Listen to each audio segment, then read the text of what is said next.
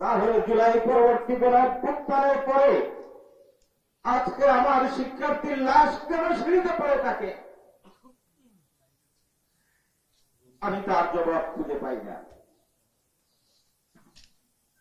আমি অবাক বিস্ময়ে লক্ষ্য করি,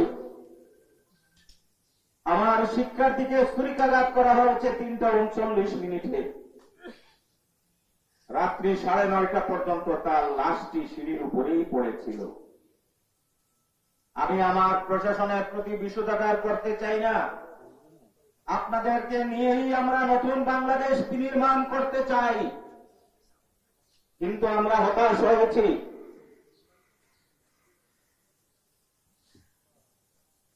যাই হোক, আমরা সকাল 11টায় আমাদের মাননীয় ভাইস চ্যান্সেলরের আহ্বানে সকল চেয়ারম্যান, ডিন এবং আমাদের স্টেট যারা আছে সবাইকে নিয়ে আমরা আলোচনায় বসেছি। আমরা 2 দিনের শোক ঘোষণা করেছি। আগামীকাল আমাদের শোক সভা হবে, বাদ জোহর দোয়া মাহফিল হবে এবং এর পরের দিন আমরা প্রতিবাদ র্যালির আয়োজন রেখেছি। আমরা সবকিছুই করব। আমি প্রশাসনের দৃষ্টি আকর্ষণ করতে চাই, আমাদের এই কর্মসূচি কিন্তু শেষ কর্মসূচি না।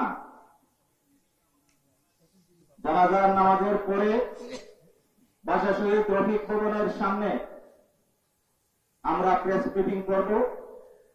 আমার মিডিয়ার বাইরে সবাই উপস্থিত থাকবেন।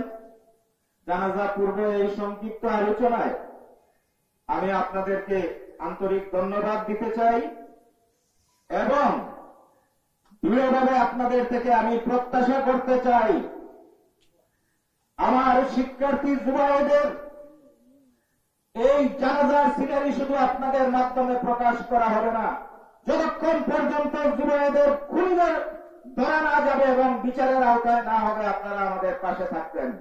আরেকটি জিনিস বলতে চাই, জগন্নাথ বিশ্ববিদ্যালয় বাংলাদেশের প্রেক্ষাপটে সম্পূর্ণ ভিন্ন ঐতিহ্য ধারণ করা একটি বিশ্ববিদ্যালয়। এই বিশ্ববিদ্যালয়ে আমাদের শিক্ষক এবং শিক্ষার্থীদের মধ্যে কোনো পার্থক্য নেই। আমাদের স্বার্থে, আমাদের শিক্ষার্থীর জীবনের স্বার্থে, নিরাপত্তার স্বার্থে যা করার দরকার আমরা শিক্ষক এবং শিক্ষার্থীরা মিলে সেটা করব।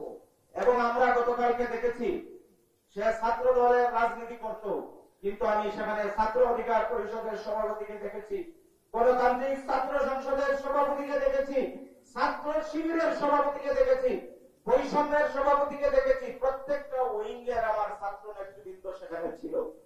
আমরা সবাই এই জানাজার করেই বসবো এবং সম্মিলিতভাবে আমরা আমাদের কর্মসূচি ঘোষণা করব এবং আমার শিক্ষার্থীর খুনিদের দৃশ্যমান বিচার ছাড়া আমরা ক্লাসে ফিরে যাব না। এইটা আমাদের কমিটমেন্ট এবং এইটা কিভাবে আদায় করতে হয় আমার মনে হয় বাংলাদেশের প্রেক্ষাপটে জগন্নাথ বিশ্ববিদ্যালয় তার সবচেয়ে উজ্জ্বল দৃষ্টান্ত। আমি মিডিয়া ভাইদের দৃষ্টি আকর্ষণ করব।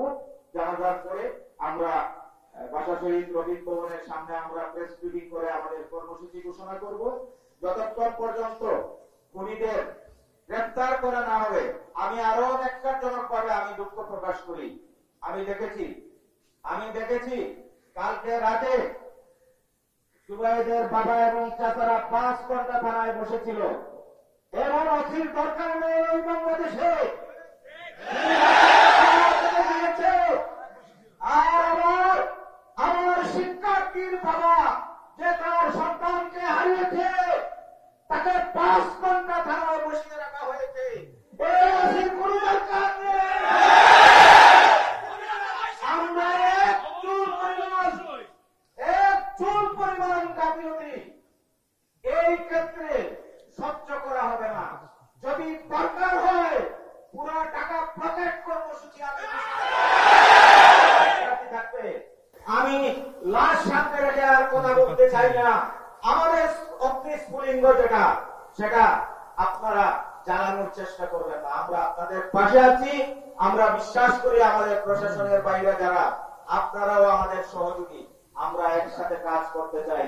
আপনারা দৃশ্যমান অগ্রগতি প্রদর্শন করুন আর শৈথিল্যতা আর ব্যাগ তুলে কিছু করার যদি চেষ্টা করা হয়, আপনারা জেনে রাখবেন সফল হতে পারবেন না। আমি চলে যেতেই আমি সর্বশেষ আমার শিক্ষার্থী, আমার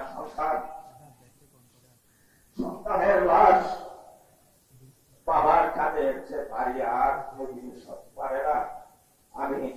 আমি এটা কল্পনাও করতে পারি না। আমি আমার সন্তানের রুহের মাগফিরাত কামনা করি। রব্বুল আলামিন যেন তাকে জান্নাতুল ফেরদাউস নসিব করেন আর তার সুসন্তপ্ত পরিবার আল্লাহ যেন সাথে জামিল আতা ফরমান। ধন্যবাদ সকলকে। আমাদের যারা আইন শৃঙ্খলার সাথে যুক্ত আছে তাদের সঙ্গে যোগাযোগ করে খুনিদের আইনের আওতায় আনার সহযোগিতা প্রদান করে যাচ্ছে। আমরা আইন শৃঙ্খলা বাহিনীকে স্পষ্ট ভাষায় আমাদের সাহেব যেটা করবেন, চাই যে একটা খুব দ্রুত সময়ের মধ্যে যেন তাদেরকে আইনের আওতায় নিয়ে আসা। আমাদের দুবাইয়ের এক সংগঠনের সঙ্গে যুক্ত ছিল, মাঝে মধ্যে আমাদের অনেক ভালো ছিল। তার আচরণে আমি কখনো বলতে এরকম একটি ছেলেরও শত্রু থাকতে পারে এটা ভাবা কোন অবকাশ নেই। আজ আমি দুবাইয়ের শোক সন্তপ্ত পরিবারের প্রতি গভীর সমবেদনা জ্ঞাপন করছি এবং এই তার শোক সন্তপ্ত পরিবারকে এই বেদনা গ্রহণ করার তৌফিক আল্লাহ দান করার সেই কামনা করছি। সবশেষে আমাদের যে দুবাইয়ের সে অনেক ভালো ছেলে ছিল, আপনারা সবাই তার জন্য দোয়া করবেন। আল্লাহ যেন তাকে এই হিসাব নসিব করে। আমরা সবাই যে যেখানে আছি তার জন্য দোয়া করব এবং সেই দোয়াটা কাজে রাখে। আর আমাদের বিশ্ববিদ্যালয় কর্তৃপক্ষ যে পদক্ষেপগুলো নিয়েছে সেগুলো আমাদের শিক্ষা সমিতি সবাই করেছেন। আসুন আমরা এখন সবাই জানাবেন